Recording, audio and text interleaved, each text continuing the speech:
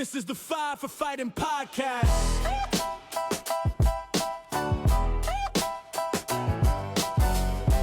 This is the Five for Fighting podcast. Fantasy hockey, breaking down the lines. Hello, everybody, and welcome back to the Five for Fighting podcast, episode 11.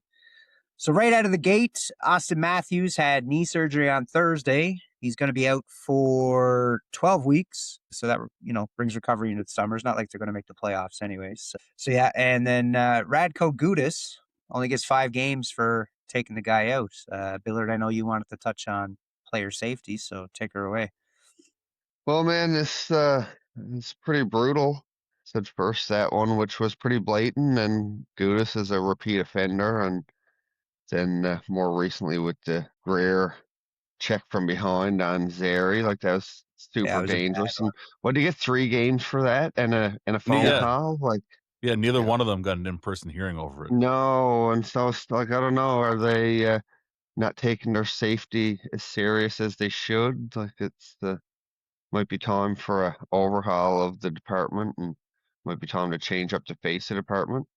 Yeah. Well, Malkin got 5 games for the chop, and I agree that's a great suspension. But that check from behind, man, that's worse than a chop. There's no place for that. I mean, we're taught that not. from U5, U7, not to check from behind. The stop signs on the back of the jerseys. Stop signs, yeah. And that's all. That's all it was just straight. Not like he was even bent down a bit when he went to push him down and just head first right into the board. Like there's no play for that in hockey. He's immediately grabbing, clutching at his neck. It's like Jesus. Like could have been paralyzed. Could have been seriously injured. Mm-hmm. Yeah. The whole sequence leading into it, he kind of got hooked a bit, and then, so he's already falling, and then Greer sees him and gives him that extra shove too. Like every bit of it just seemed malicious. And then to only get 3 games seems. Has he been suspended before? I'm not 100% sure. Neither am I. I can't remember. I don't know. I feel like he has been. I know Radko Gudas has been suspended before. Yeah, he has been. Which also, like I said, shocks me that it was only a phone call hearing and a 5-game suspension when, I mean, you can watch the replay over and over again unless you're Nylander and Riley. They didn't see the play. But I mean, you watch it over and over again and he was going for the knee. Like he stretched out. Oh yeah. To take Matthews out. Yeah. And like I said, for 5 games and a phone call hearing, again, for a repeat offender, there's no place in the game for that, especially on a superstar. I'll call him a superstar because he is one, but on a superstar as Matthews, like the guys were saying, a bunch of people were saying, every team has a couple untouchables, and Matthews one of them, and he took him right out. And like you said, now he had knee surgery, and when you're a hockey player, most of the sports on your legs, right? Like you're skating, you're going back and forth, and knee surgery can really hinder that, right? Yeah, and I mean, you say untouchable. I hope he's not untouchable. That really reduces his value going into the summer now, recovering from knee surgery. He also said superstar, and is Austin Matthews still a superstar in the NHL? Or is he more of a... No, he's not. Would you call him an elite player, but does he still classify as a superstar? He did score 69 goals, but he's not that same guy. So I don't know. So Greer was suspended once before. He was suspended as a member of the Bruins in 2023 for a cross check to Canadiens forward Mike Hoffman. Okay, there we go. So he got 1 game for that. So speaking of repeat offenders, William Nylander has taken out another goalie. Motherfucker. Yeah, the crazy part about that one too. So he's done the 2 that he's done. He took out Stolarz the other night. They're playing Ottawa. And then the last one he did was against Ottawa as well when he took out Matt Murray in warmups. So really weird coincidence. But yeah, I can hit the pads. Yeah. Yeah. Just Willie doing Willie shit. It's another one you learned from U5. Hit the goalie in the pads, warm him up. But again, if you watch it, Stolarz had his glove up. Like, I don't know what he was doing. Nothing warms a goalie up better than a shot off the mask. Ding! I've had a few of those. They were. Well, the thing never is, fun. like, here I was riding the Leafs tandem there in the first week of our playoffs hockey, and I picked him. I dropped him to pick up someone else, and I seen he was still there, and they had back-to-back games. I was like, oh, perfect. I'll pick up Stolarz for the back-to-back, and I think, who was it? Someone posted in the group chat there and said, oh, Stolarz got hit in the neck, and I said, motherfucker. No. What a first round of playoffs we had in our hockey pool, though, eh? Oh, Man, there was a they few were nail tight biters. matches. God damn. Me and Trevor went back and forth like all week long, up and down. Even into Sunday, we both had leads at different points throughout Sunday, and yeah, he capped her off, defending champ. How about Devin's upright era? How about Devin's upset? So Devin won. He thought he won going into at the end of the night, and then I guess some stats were recounted over the evening, and as the day began, he no longer had won and was kicked from the playoffs. Lost by a block. Lost by a block. Yeah. Was the worst. Well, when I went to bed, Devin had won. The games were done. Devin was up 7-6. I was like, fuck, I got to play Devin. He just beat me the week prior. So I'm like, shit, like I got to make sure I start getting players in the morning. And so I set my alarm for like 1:30, 2 o'clock. And I got up, I picked up a couple players. And then all of a sudden later in the morning when I woke up finally again, Devin was like, yeah, no. And I check it and I'm fucking playing Larry. And I'm like, oh, God damn. You're not going to win faceoffs. I know that much. I'm not going to win faceoffs or hits. I took him in faceoffs, hits, and pims. I beat Dad at his own game, and still he somehow got like. Did you see my goalie stats? Oh, you had 7 wins. 7 wins, and he somehow got more saves than me. Yeah, it's mind-blowing week. And to top it off, that if you guys remember, I had that whole goalie issue, and there's a rant it'll take too long, but we'll do it another day. But Yahoo posting like which goalie is starting. I wanted to do UPL and Vasi, but they were both the late games and they weren't confirming. So my default was, well, okay, I got a Carolina goalie. I went with Bussy. But anyway, so that's why UPL got left on the bench. It was just at that time, that was the info I had. And had I started UPL and got that shutout, I also would have got the extra saves. So that was the deciding factor too. I've noticed with Nashville, I've got Saros as a goalie. I've noticed with Nashville, I don't know why, but every time it's Nashville are the last team to announce their starting goalie. Every single time. Yeah. Right to the friggin' wire. Tampa's bad too. Yeah. It's rising up the wall. Just say who's playing in net, guys. Come. In all honesty, though, like goalies this season for every team in our fantasy has been shit. Garbage. Yeah. Like the goalies are shit, man. It's brutal. Like but it holds good goalies in the NHL, and the rest of them are just like struggling. But it's not even a handful. Like I don't know. Like you got New York, so you got Shesterkin. He's doing all right, but like he can't. He makes a bunch of saves, but the rest of the guys won't score any goals to help him win. And then like Hellebuck, fucking, Hellebuck is this on thin ice for being fucking kept. Been there. If I knew, if I knew I had decent pick in the first couple of rounds to get a decent goaltender, I probably wouldn't keep him. But you'll drop him, and Jordan will pick him up in the draft, and he'll end up having the best year of his career. Probably. So speaking of our pool in the first round of playoffs, I got to give a big shout out to Mark Whitty. He's been playing fantasy hockey with us since 2017. He's managed 11 teams, and this is his first time getting past the first round of the playoffs. So shout out to Mark. I hope he takes it the whole way.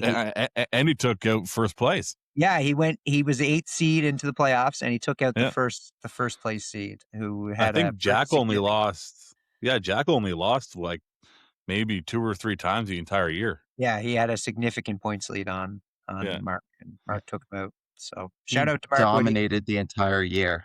Yeah. Like not only a win, but a win in like major upset fashion. Yeah. So now his prize for beating the first place guys. You got to face the second place guy to get to the championship. So best of luck to you, Woody. Defending champion too. Yeah. Yeah. But if he We're does rooting it, for you. if he does it, it'll be quite the story. It'll be good. And you look at his team stats this week too. He was every single player on his team were just performing. Oh yeah. Hopefully. Oh yeah, he had a hell of a week. Yeah. Oh, his guys came to play. Trevor had an off week against me. I will say that. So he'll he's due for a rebound. He got a good. Yeah, team. Trevor never set his goalies and still kicked your ass. That's because Sorokin got a shutout at the very end of it. It was brutal. So I didn't shit. know this till I looked into it today, and there was more to that. Was Sorokin played in Montreal, and they got lit up. The Habs had a great game, and normally, obviously, you're going to hand it off, but I guess they're in the hunt, and his coach is Patty Waugh, and from the reports I was hearing, is kind of like Patty looked at him, and in the way of like, if I was you, I would want that game. play it. I'd want to go back to back. Yeah. Not only did he take it, he got 7 shutout the season, which is tied for the league lead. Yep. And I think he then set the New York Islanders single season record with that as well.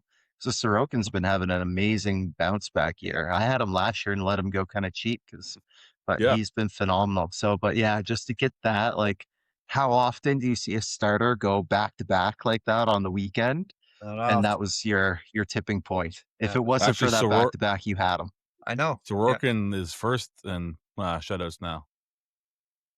He's 7. Yeah. 7 and Is he? Hofer has 5.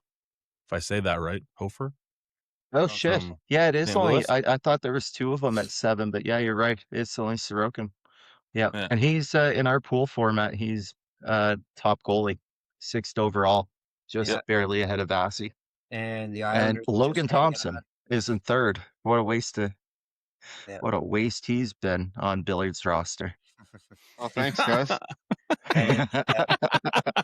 The Islanders are hanging on to the last wild card spot currently. And that whole Eastern Conference is just tight. It's wild. And they went out now and they said the Islanders got lit up by Montreal the other night, and then they went and shut out Columbus. Now Montreal got to play Columbus this week, and they're all, within a point or 2 of each other. It's tight. Tight race. Buffalo's 1 point out from 1 point away from tying Carolina for first in the East this year, which is mind-boggling to think that. So speaking East, West, all that stuff, I want to get all your guys' predictions for who's coming out of each conference in the playoffs. Go for Devin. Start her off. Yeah, so I'm looking at it here now. Start with the Atlantic, right? Buffalo, Tampa, Montreal. I'm comfortable with the 3 of them. I like Boston getting in. And I think Detroit would take the other wild card. And then for the Metro, I'm looking at Carolina. I hope Pittsburgh. I mean, they got through Crosby and Malkin being out. They've been phenomenal. Erik Karlsson, I'm going to feature him later in my top 3. He's been unreal. And then it's kind of between Columbus and the Islanders. I kind of give the nod to the Islanders, but and then I really want Ottawa to make it in too, and I don't know where they fit in, but that'd be my 8. I could, as you can tell, there's so many jammed in there. For me, I'm kind of more than anyone, I'm pulling for Detroit. Just one, they're such a dynasty. There's so much heritage around them. My whole childhood growing up of like late 90s, early 2000s was them as an absolute wagon. To see them not in the hunt, it's better for hockey if they're in there. But more than anything, I think it'll be 8 years for Steve Yzerman without a playoff appearance. Oh, wow. I mean, at what point do you go, this plan isn't working? Even though he's done a phenomenal job, he's got a ton of amazing pieces. At some point, they have to be making it. They've got all the core there. If they don't get in this year, I'd be looking for some kind of change there for sure. Because they got out. They didn't make it last year because they didn't win. I think they were in OT and they had to win to make the playoffs. and I think they lost an OT last year. The Just past few seasons they've been on the the bubble cusp. team where Yeah. if they had and if they had had a strong finish, they would have got in, and instead they kind of crumbled. Well, Yeah. they got a big addition coming back in Larkin. Mm. He's Who, deemed Yeah. he's deemed to come Larkin back come tomorrow back night. huge. Devin, who do you got winning the East? Who do you got winning the West? I got Buffalo taking the East, and I got Colorado taking the West. Billard, what are you saying? Well, I think that Colorado's going to be a tough one to beat. Now Dallas did beat them the other night, so if that's any foreshadowing for things to come, maybe Dallas overtakes Colorado now over the next what's left, like 10, 12 games. I think they had 12 games. Colorado has 13 games and Dallas has Yeah. 12. Yeah, most are around 69, 70 games played, I think, at this point. So, Yep. yeah, I don't know. There's a toss up there between Colorado and Dallas. I think I'll give it to Colorado just because they've been carrying it the whole season. And then in the East, I think it's going to be Buffalo. Never thought I'd be saying that. A couple of years ago, I was really on the Buffalo train, and they really let me down. I remember drafting UPL pretty high in the draft, and so I'm not surprised that they're putting it together. They made a couple acquisitions at the deadline, and they're right where they want to be. So I think they'll hold off. It's not going to be Florida or Toronto this year, is it? No, sir. So, One thing I'll No. say about Buffalo though is I was reading something. I can't remember who said it, but they were talking about like developing a team and getting a team going, and they said Buffalo is an outlier because they didn't like progressively get better over time over a couple of seasons. They were a terrible hockey team, and then the next day they were one of the best in the league. they It was fired quite their GM and yeah. brought in a new GM, and he's just changed the culture, and Yeah. Yeah.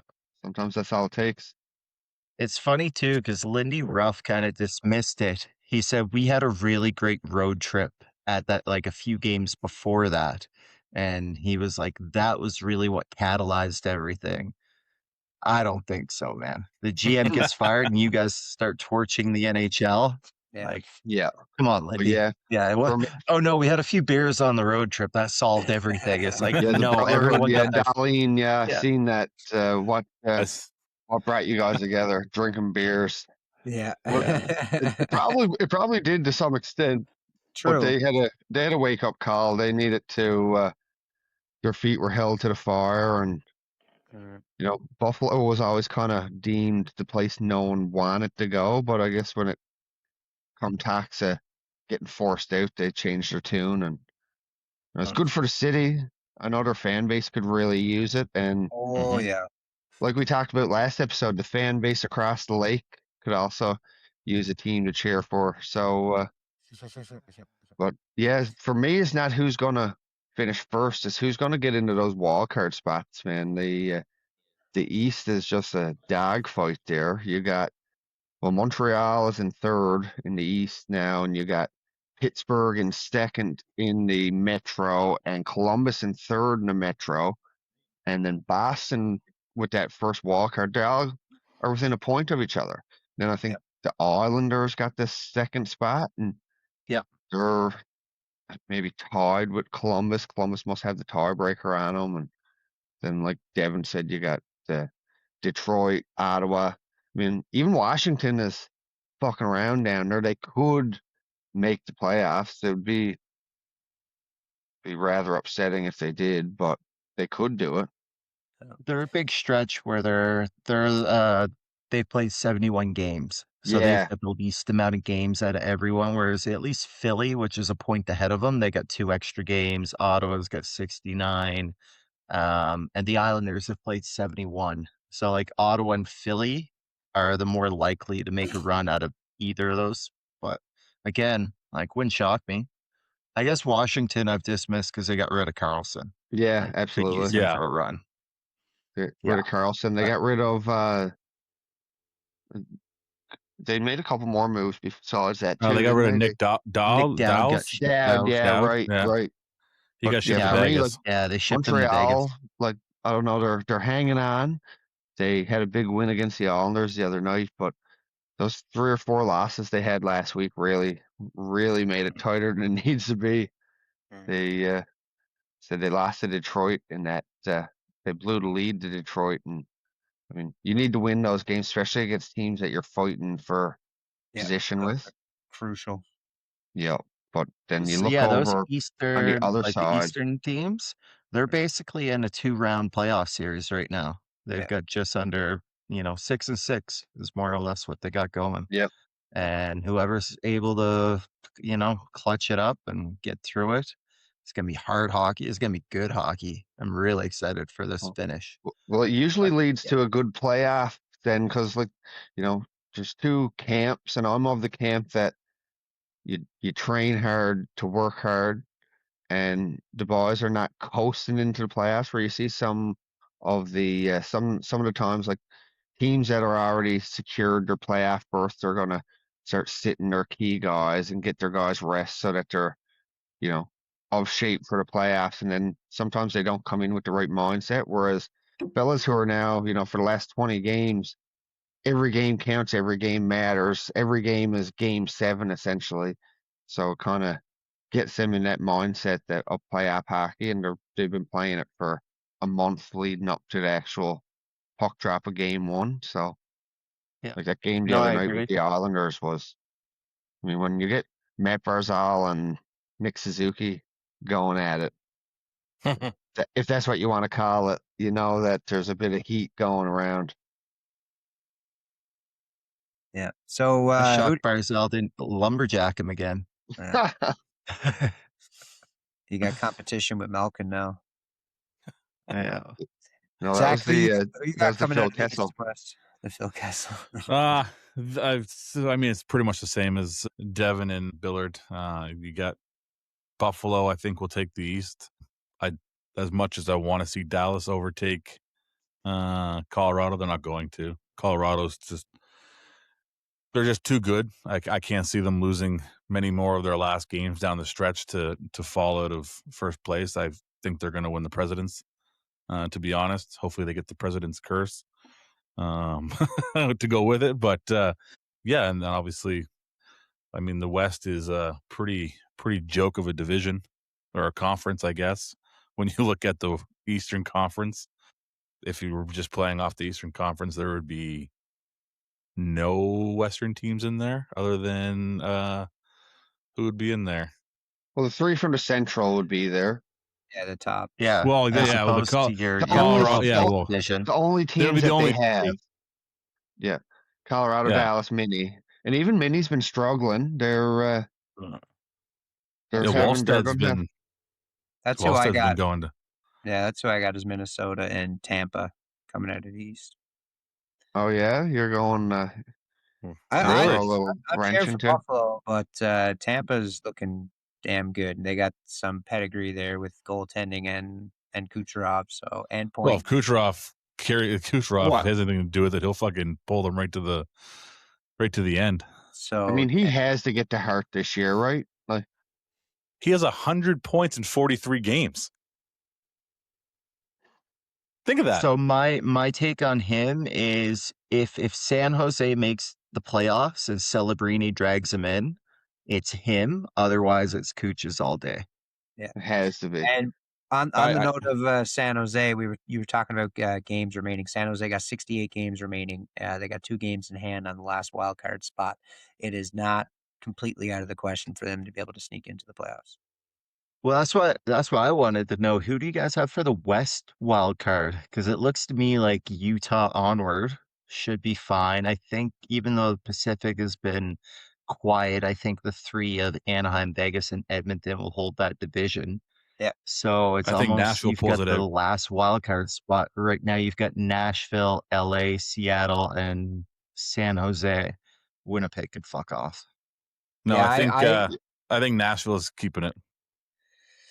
If they keep playing how they're playing, I agree, but I'd love to see San Jose sneak in there. Oh, I would love to see I would Celebrini and too. San Jose make it, I but think like the NHL wants to see that too, but I'd like to see Nashville, especially after like last season and a half, I guess, season and a quarter they had. They've turned it around halfway Mm. through this season and started playing some pretty good hockey. But They you have. know, they built a team that they thought was going to win a cup, and they never made the playoffs. So it's good to see that same team kind of putting it together, and they could be dangerous when they get to the playoffs because they all got, you know, not all of them, but most of their players are, you know, pretty solid veterans. They got a pedigree there. They got a couple of elite players, a Conn Smythe winner. You know, they Mm. did Stammer ever win the Conn Smythe? I don't think he No. did, but No, Did he win? Marchessault, He won the Rocket though, didn't he? he won the Rocky. He Yeah. scored 60 goals. Yeah, yeah, he he won the scored. Rocket, yeah. I know he scored 60. Yeah, he scored 60 or Because 61 one year. he won the Hart too, I believe, that year. 'Cause he won a Mm. bit of hardware one year, if I'm not Yeah. mistaken. Yeah. But Yeah, but yeah, and, they and got a great team there, and you know, one of the best goaltenders in the league. So it wouldn't be surprising to see them do well if they could get into the playoffs. My feeling for it really is, assuming Colorado holds that spot, that second wild card is going against Colorado. And like the year they won, Nashville had a pretty decent team and Colorado mopped them for nothing.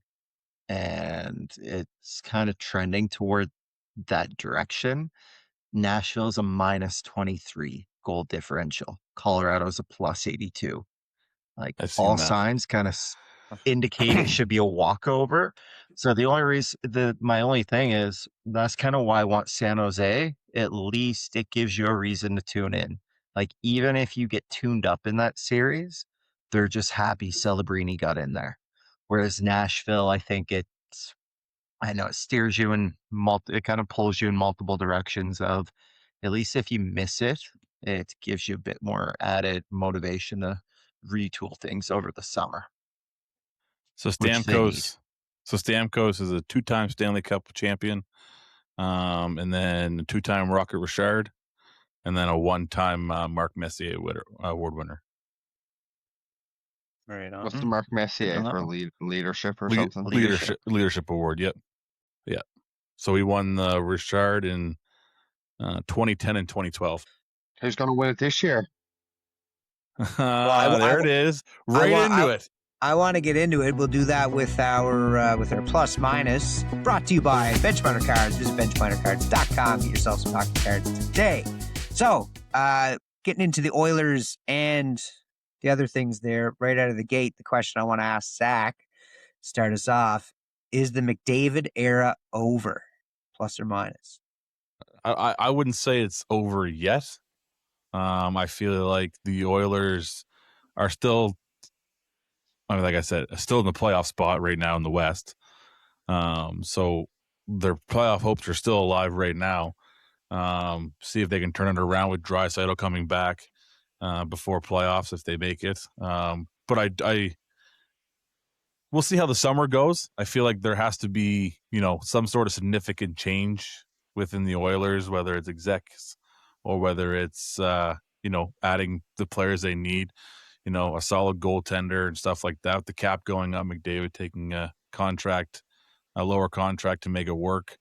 Hopefully they make it work and they can do it. But if it does come down to it and they're in the same spot they are now next year, I feel like McDavid they'll have a chat about trading him so they can get something for him. I feel like he won't leave the Oilers high and dry.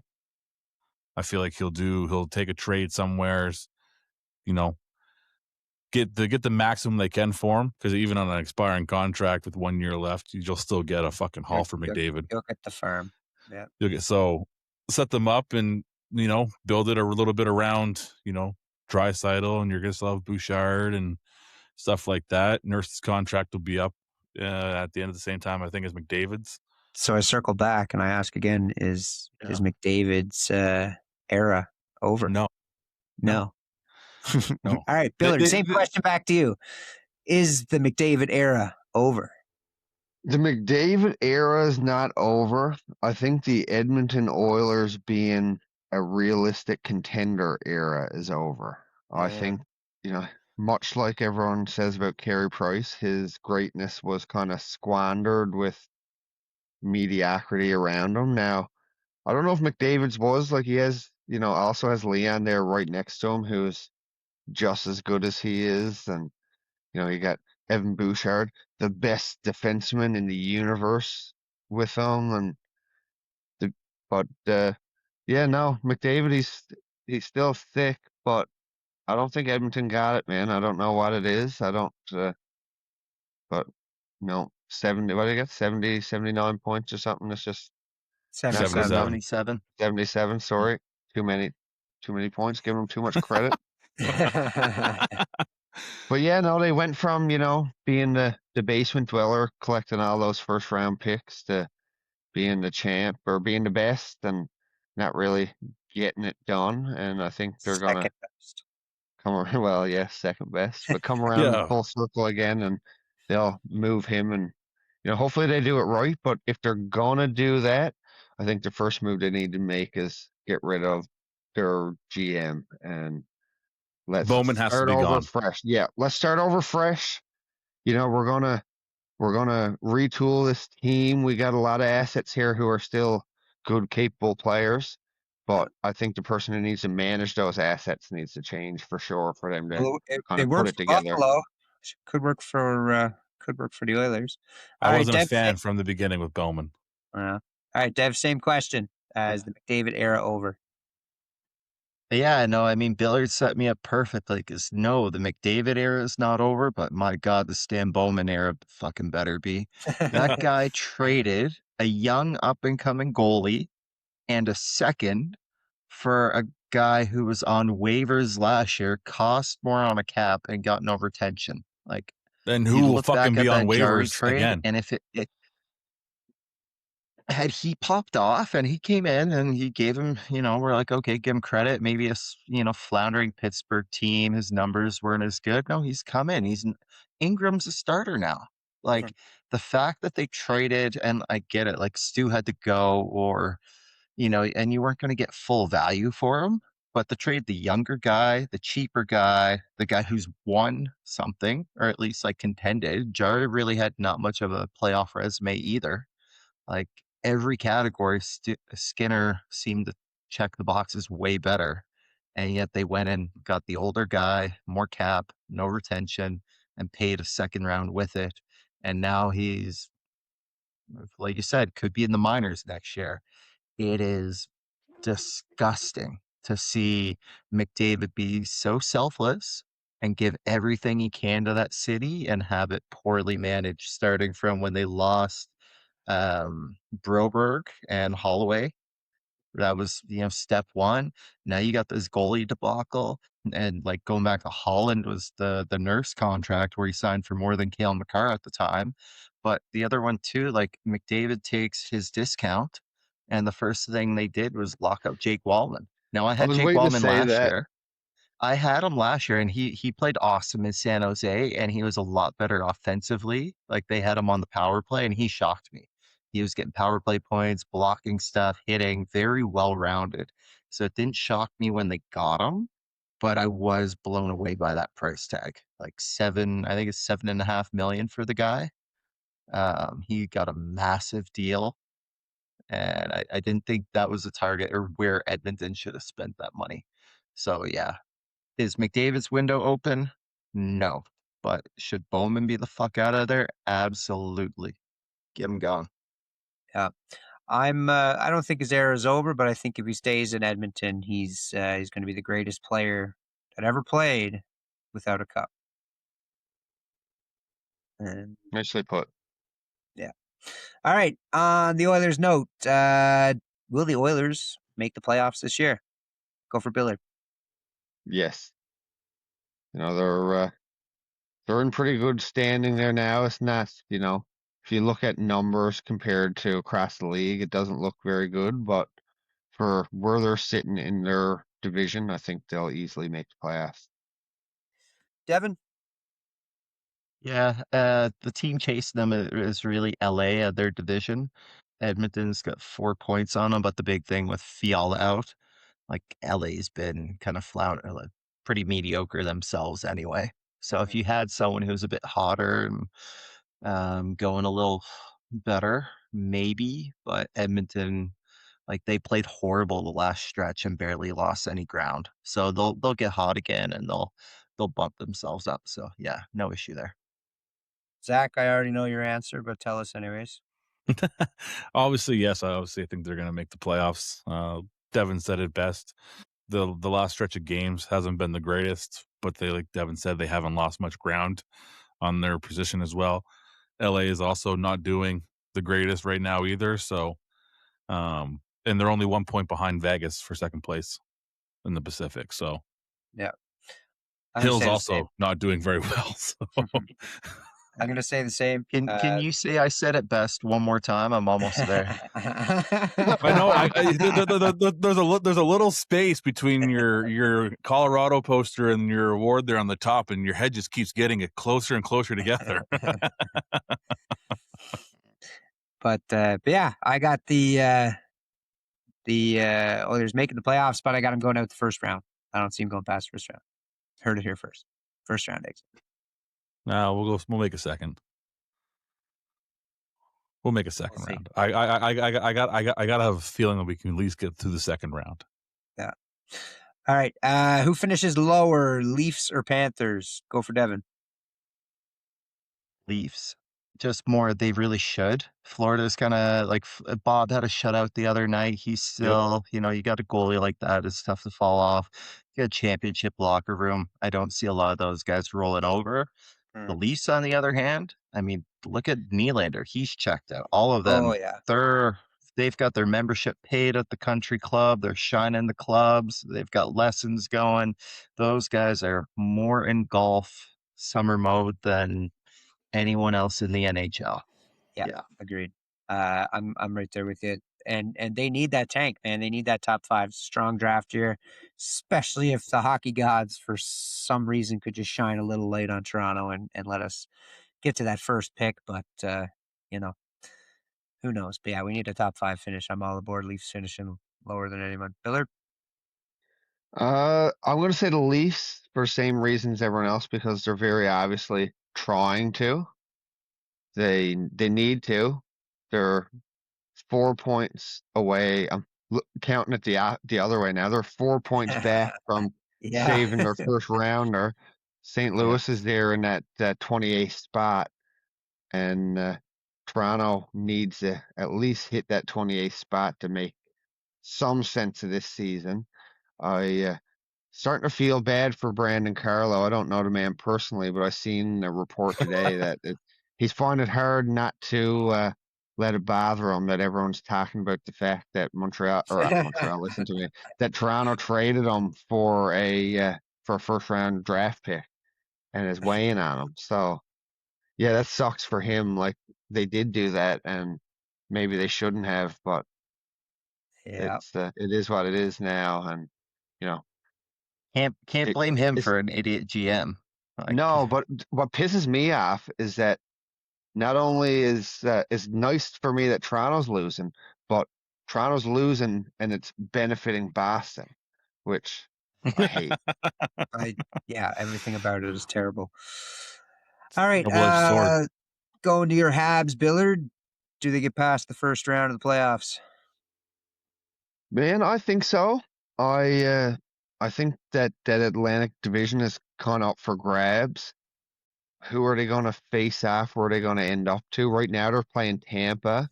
That's a tough road, but there's a couple of games left. Someone said earlier they think you think Tampa's going to finish first, so they'd drop Buffalo. Buffalo's on a wagon right now, but I think they're the least experienced playoff team. I'd probably like to see to play them the most, but I think Montreal got the team there to do it. If they get the goaltending, which is another question, but yeah, Montreal got to get out of the first round, man. They got bumped last year, and they weren't expected to go in last year, but it still stung to get bumped by Washington, and they didn't even really do anything to stop it. So at least this year, I think it'll be a bit better hockey if they do get knocked out. But I think it's up for grabs. Yeah, I think that young fella Fowler is going to have a good playoff run. Could be coming Devin, out. what do you think? It all depends who they get matched up against. If they hold in the Atlantics or they're Tampa, Buffalo, I don't think it's happening. Although I think Buffalo, Montreal would just be electric. They're young, It they're would both be. upcoming, ton of offensive firepower. That series would be unbelievable. However, after that 8-7 debacle a couple weeks ago with Tampa and Buffalo, I'm dying for that one to come to fruition too. But to be honest, I think Montreal almost now I say slip, but like they're tied with the teams they got slipped to. But if they could get into whatever wild card shifts them into the Metro, which again comes down to how Carolina finishes, like who wins the East as well. But if they could somehow shift over to the other division, I think they got a good shot because they'd be playing Carolina in the first round, and I like them better against the Canes than I do Well, against Tampa or Buffalo. And well, we'll Tampa the see. least. Yeah, Montreal's I playing think Tampa Carolina is twice this week. true, but yeah, my initial inkling would be no. Okay. Zach, what are you going with? Does Montreal get out of the first round? I'll give him a yes. I like to see it. More Canadian teams, the better, unless it's Toronto. But you didn't ask me my plus or minus. I'm throwing that jab in there. No, it's no. I can see them getting past the first round. Like I said, it depends on who they're matched up with. Tampa Bay. I don't think Cooch and Vasi are going to let them go to the second round, but we'll see. I'd like to see the Buffalo Montreal series again to see that, but no, I'd say I'll give them the plus. Yeah, I'm just looking at the teams that they got to face in the first round. As much as I hate to say this, I've been watching the Habs a bit more this year. They got some great young hockey players. Cole Caulfield was on my fantasy team. Played well the other night, kept me alive for a couple of games. But yeah, I don't know, man. Buffalo's a wagon. Tampa, I figure, is gonna go to the finals this year. So no, I don't see it happening. But next question: Kucherov, McDavid, or McKinnon for the points leader this year? It's a 3-horse race. Nobody else is close. What do you got? Go for Zach. I'm gonna go Cooch. McDavid will finish. Obviously top three. They're all going to finish in the top three, but Cooch is just on a whole new level right now. Last year he finished with 121 points, and this year he's at 118 already. With how many games do they have left? 12. They have I think they got 13. They got 69. 13 games left. They got 69 played, I think. So they got 13 games left. He's at 118 points. Like I said earlier, Kucherov has 100 points in 43 games right now. That's Like wild. it's mind-boggling to me, that this guy doesn't get the recognition that he deserves. It's mind-boggling. Right now, he's the best player in the league by far. And I think, like I said, I think Kucherov will finish. I think how the points are right now is how they finish. Kuch first, McDavid second, McKinnon third. What do you got, Dev? So Cooch is your betting favorite. He's in the lead. He's the hottest guy right now. But I kind of look at it. McKinnon came out the gate. McDavid had midseason, and Cooch has kind of been hot the last little bit.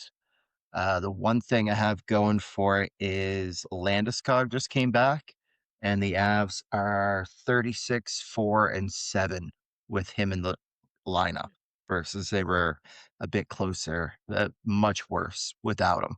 So if they're going to go back to that winning pace, McKinnon's going to be humming. That said, this might surprise you. My pick's McDavid. I think with Leon out, if you think back a couple of years ago, right, Malkin went out and it looked like Pittsburgh might suffer a little bit. And Sid put the team on his back in the last like 15, 20 games. He must have had close on 40 points. Oilers are going to need that from McDavid. And I think he's just so dialed in, he's going to give it, where Colorado's going to coast a bit more. And I think now that Tampa, once they solidify themselves the last 5 games, he might, cool off a little bit. He's been playing almost like Mario Lemieux level. and I just don't know if he can sustain it. So I think McDavid's got that. Like, it's going to come down to who gets hot at the end, similar to who gets in the playoffs. But I think McDavid's going to have that one last push. And where you mentioned McDavid, I could see Colorado and Tampa resting, their players because they have that cushion and stuff, right? Where the Oilers are kind of still fighting Yeah. a little bit for a playoff spot. Like they're kind of in, but they still got work to do. I can't see McDavid taking too many breaks between now and the end of the season. You already said your answer. You're stealing my points and stuff now, you friggin' nuisance. Get out of here. Go for Billard. Yes, like similar to what you guys been saying. I just think Cooch is unstoppable right now, and he don't get the attention he probably deserves. As he's known across the league as being probably the best playmaker by everyone he plays against, but he don't get a lot of talk like McDavid, like McKinnon, and McKinnon. He's been on a slump ever since the Olympics. Man, he's whatever's going on, he's still kicking himself for missing that goal, and I think he's going to miss a few more before now and the end of the year. So yeah, I'm going to stick with Cooch, man. Ride the hot hand while it's hot, and he's just a Russian machine. He's wanting to score goals. So yeah, Cooch all the way. How many times since the Olympics do you think McDavid's just stood at an empty net and just fired pucks at that empty side? McKinnon, yeah, a lot.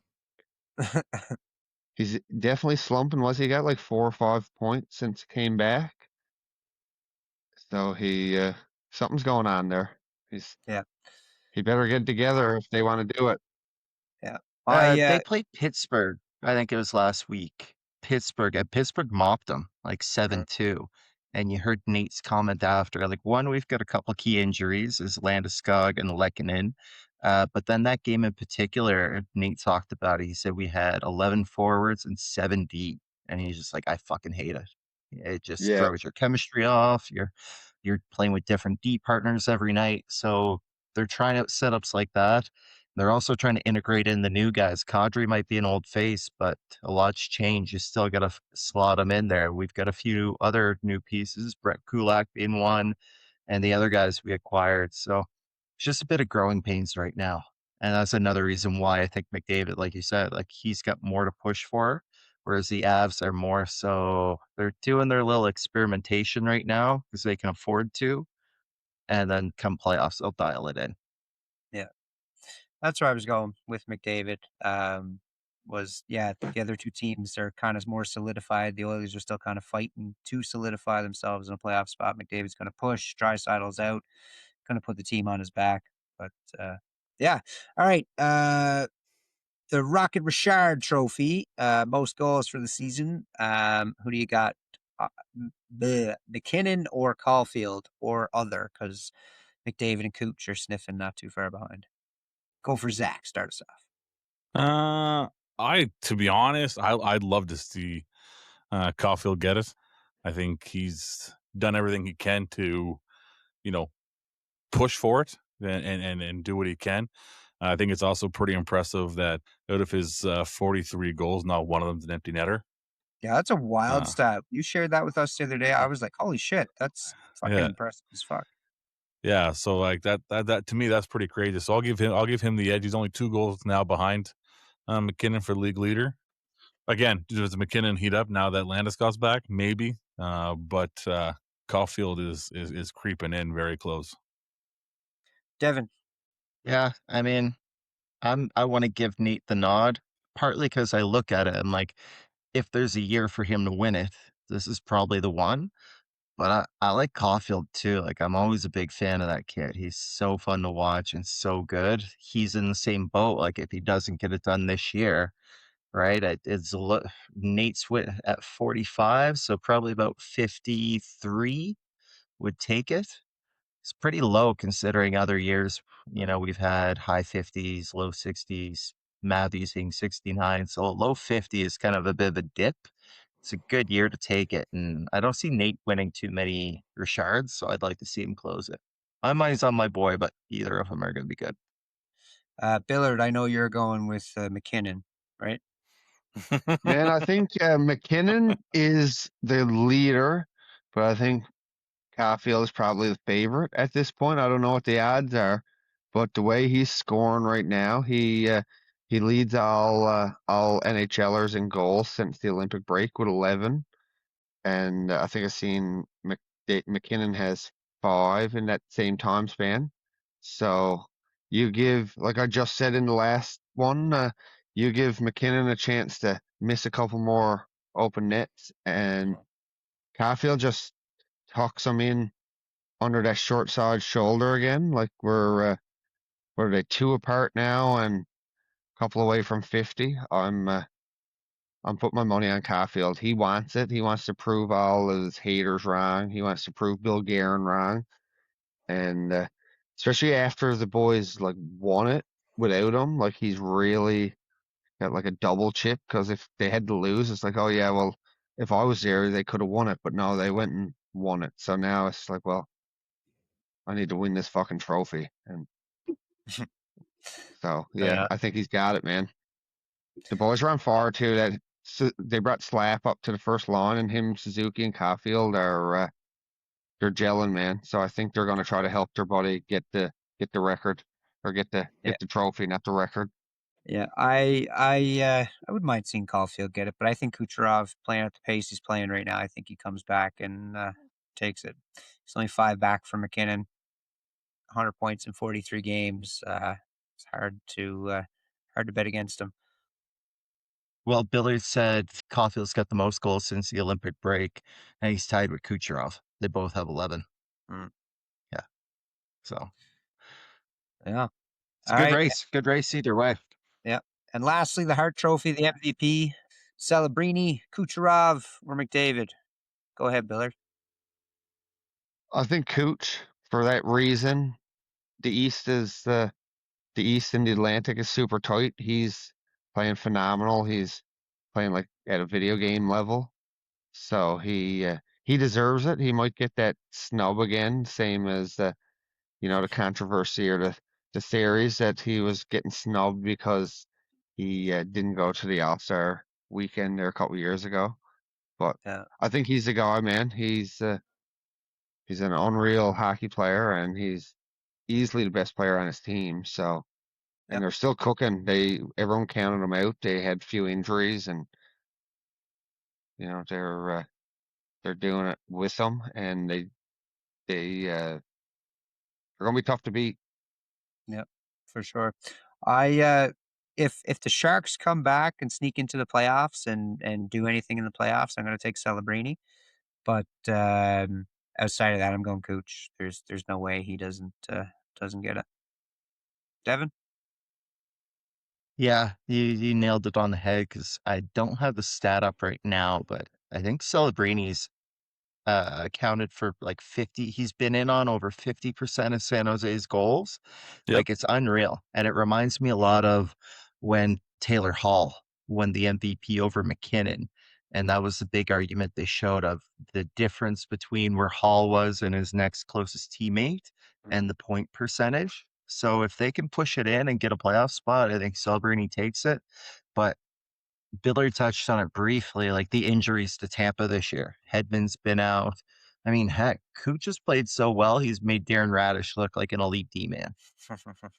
Legit, like they've had some struggles. Colorado's had a couple, but not to the extent they have.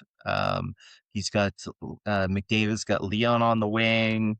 Nate's got Kale. But Cooch he's a one-man show. And he's had Point Out, who's probably his closest front runner. Gensel's looked really good on his wing, but he runs everything on that team. Gensel's second in points for Tampa Bay with 72. So that just goes to show you. Yeah. 119 to 72. So everything. Yeah. So you add that kind of gap and just everything he's done for that team while they've been riddled with injuries. Like, him and Vasi have really been the reason they're fighting for the East right now. To me, he's head and shoulders your Hart Trophy right now. Yeah. And for Zach, our last answer on the last question. I'm going to go Cooch as well. It's hard to not give it to him. I mean, do I want to see McDavid win it? Sure. But Kucherov, like I said, 119 points, and then second place on the team is 72. Yeah. Right? Like that's the definition of carrying the team to where they are, right? Especially said like 100 points in 43 games. So Do they do no, the I'll voting give for it the to Hart before? Huh? Do they do the voting for the Hart before the playoffs or after the playoffs? I think the awards are before the playoffs. Aren't They're they? during. They do them During. during. Yeah, they're Yeah. yeah. Yeah. Yeah, It's so it's like right before the final. Mhm. Yeah. Yeah. Yeah. So I don't know. I gotta give it to Cooch. He also scored his first ever shorthanded goal. Sadly against the Oilers, but Cooper gave him one extra shift, and Jesus Christ, he That was he his made the most of it. first career shorthanded goal for Kucherov. I'm pretty sure it's what they said. Okay. Yeah. Shit. Yeah. But he never plays You penalty see kill. that pass though? Oh, I did. I mean, they knocked Nick David on his ass, and then Oh, up it went, and yeah. nothing you can do with that. Listen, talking about Kucherov, there's an interview with Sidney Crosby and Nathan McKinnon. Nathan McKinnon is talking about how he wishes he was Nikita Kucherov and played more like Nikita Kucherov. So that'll tell you how good the guy is. Well, I mean, you look. Well, I mean, we're talking about him. You look at what he said there. The rest of the team were going out there, Yeah. celebrating their wins and stuff, and he's sitting there watching game tape. He's watching other guys' shifts. Watching defensive he- shifts, knowing their weak points, knowing their tendencies, knowing this, knowing that. Yeah, he's like Fucking Kucherov love plays that hockey quote. like I would assume like a cheetah or Togger would play hockey, and Nate McKinnon plays hockey like a fucking bull moose. Both are Hey, effective, man, both- but like Yeah. Very effective depending on what you need at the time. That's right. But yeah, no. So, but while you're talking, just a little side note, while you're talking about Kucherov's, 100 points in 43 games, I actually just seen there earlier that Jake Ottinger has a 14 game point streak for Dallas Stars as a goaltender. He set the record for franchise For assists. for assists in the goaltenders. Nice. That's pretty cool. It is. Yeah. Oh. I wish goalies could Oh. track assists in Yahoo. Oh God, I know. that would Not that even would be like a I deadly wouldn't want stat. it. Yeah, and I wouldn't want it to be like a goalie point, like a No. separate category. No, I just wish they count could for be assists. accounted to it. Yes, Yeah. 100%. Yeah, you just or get if an a extra goalie scores a assist. goal, you get the goal. let's email Yahoo, man. Get it added for next season. 100%. Oh, they got a lot of shit to figure out. Yahoo's so responsive and on the ball. Yeah. I think Well, I unless was you're gonna say because right now we only got the one game. We only got the one game on tonight. I think it's already Yes. over. I haven't been checking. But the it Ottawa is- and New York Rangers. Yeah, it is over now. Ottawa 1-2-1. Okay. So James Reimer gave your old man the What? fucking win. Yeah, I noticed that earlier. He picked up our arm. I was like, what are Yeah. you doing, Dad? He's not I going to win the game. Oh, Bev, hold this up though. 9 fucking shots on net for the Rangers tonight. Wow. 9 shots for the New York Rangers. I'm looking at the stat. So, Larry, fuck you. But 1 win, 1 goal against, 8 saves, or 8 shots, 9 shots, 8 saves Mm. for the New York Rangers. That is, and out of those, and JT Miller had none of the shots. So, yeah. Speaking of teams and Leafs and this and that, what are the Rangers going to do? Oh, I don't. They I have don't no know options. what. They don't have any options. Like They unless are you start a selling sad state off, of a hockey team. like unless you start selling off everyone, you don't have any options. You don't have any assets. You don't have any players in development. I don't know. I don't know where you go. It's hard hockey to be right now in New York. Yeah, it's sad to say it, but I think they got to trade Shesterkin, let him go somewhere else, start the rebuild. He'll get you the most return on anything you got. Especially at his contract right now, because like I said, he's doing he's playing well. You know, he's still a top goalie in our fantasy. He just the team's not doing anything. Like when you're only having less than 10 shots a fucking game, it's hard to win it. You know what I mean? Like they won 2-1, or Ottawa won 2-1, right? So there's nothing he can do about that unless he's scoring goals himself. If wherever JT, how long is JT Miller signed there for? Miller's there for 5 more years. Yeah, 5 no move clause. Shit. Yeah. And they just named him captain. They can move him. He's got a modified clause in 2. So not this season, not next season, but the one after. He's got a 15-team no trade list. So at least then, if they want him gone, they can just get rid of him. Yeah. I feel like he's a cancer in a dressing room, man. Seems like it. Yeah. Yeah, I was going to say. Like them in USA. Yeah. Although Vancouver didn't exactly rebound or anything. When I was going to say, no. when he left Vancouver, they got worse. They also got rid of their heart and soul too. So yeah. They did do that, and I think you're going to see Vancouver really see 60 assists in 60 games. Like, yeah. So you're going to pretty impressive stat. I think you're going to see this summer is going to be hellfire for a lot of teams. It should be fire sales all across the NHL. There's a lot of teams that need to do so. It's kind of shifted going into the playoffs this year. There's a lot of teams that we haven't seen in the playoffs for a minute or seen this mix of teams before. So. Anaheim, Buffalo. Yeah, it's gonna be an interesting one for sure. Utah's a sleeper, man. I feel like Utah can, Clayton Keller and Utah's mine. Yeah, they're a sleeper when it comes to like everyone's. I don't think people are talking about them enough. Well, and they're poised to go into the Pacific, so they get matched up with Anaheim. Yeah, right. They go against Anaheim. They made a move at the deadline for, was it not Anderson? Who's the other one? Uyghur. Pick up Uyghur. Yep. They already had a good team, a good young prospect. So I think they've done the right things. They got a good vibe going there with the new stadium, the new move, all that kind of stuff. Yeah, I think if they get hot, take down Anaheim, I could see them winning the Pacific.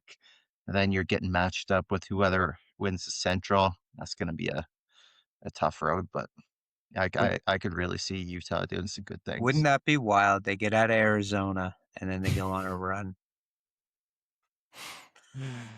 Yeah. I mean, it's you look at guys that were traded this year and stuff. Look at Ryan Strome got traded to Calgary from Anaheim. He had I think like 8 points in 45 games or whatever before the deadline was, and now he has 8 points in 5 games or something like that. Like I watched his interview and he said it's like Christmas all over again for him. Like going to the rink is it's like Christmas for him now. Yeah. Well, boys, it's a little bit closer to Christmas. We're at the end of her. That's episode 11 for you.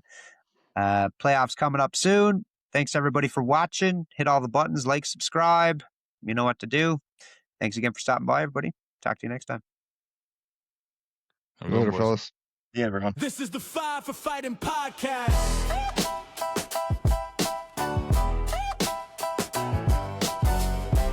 This is the 5 for Fighting podcast. Fantasy hockey, breaking down the lines. Matchups, injuries, hot takes, and trades. No clickbait noise, no overplay clips. If there's an edge to find, we already checked. Parlays, we got them for days. 5 for Fighting. News updates, insight, and stays. 5 for Fighting. Read the ice, beat the market, drop the puck.